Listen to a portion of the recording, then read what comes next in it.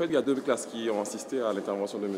Marc-Alexandre sur l'utilisation des plantes en général dans les cultures en fait, afro-guyanaises. On a voulu organiser ce projet, cet ouvrage, en 6 thématiques qui sont ici présentes.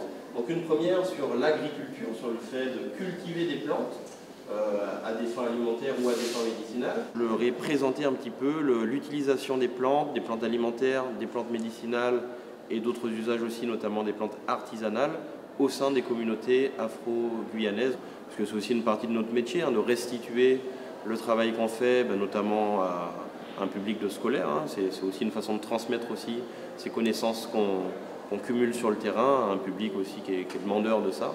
Donc des interventions grand public, des interventions en milieu scolaire, et puis aussi des publications, c'est des choses qu'on fait régulièrement, oui. Dans le cadre de cette intervention, on a choisi, parce que ce sont des photos de Karl Joseph, avec qui je travaille, qui est un photographe guyanais, de se focaliser sur l'utilisation des plantes au sein de ces communautés afrodescendantes.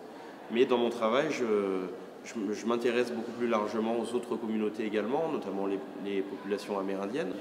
C'est une jolie plante qui va embellir le jardin, mais c'est aussi une plante qui est considérée dans certaines sociétés comme une plante qui va protéger contre les mauvais esprits et donc qui sera plantée en bordure de voisinage, à l'entrée des maisons ou dans les allées. Je trouve que c'est très valorisant et très enrichissant pour eux de voir d'autres aspects des cultures guyanaises.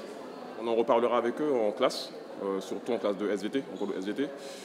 Ça sera peut-être sous la forme d'un petit projet qui fera la transition entre ce que M. Tarot leur a apporté comme connaissance, comme information, et avec peut-être une production qu'ils feront eux-mêmes sur ce même sujet. Donc voilà, je pense que ça sera encore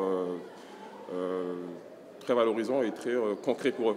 Ça me paraît quelque chose de fondamental parce qu'en fait, souvent on entend dire, et à juste titre, que ces connaissances tombent un petit peu dans l'oubli, qu'il y a une tombée en désuétude un peu des connaissances liées aux plantes, et donc intervenir auprès de jeunes, de lycéens, de scolaires, ça me paraît très important, parce que c'est une façon aussi de les sensibiliser à ces questions, de valoriser ces usages de plantes, et puis peut-être aussi de faire naître en eux, alors peut-être pas une vocation, mais en tout cas un intérêt pour ces plantes, et notamment pour ces plantes médicinales.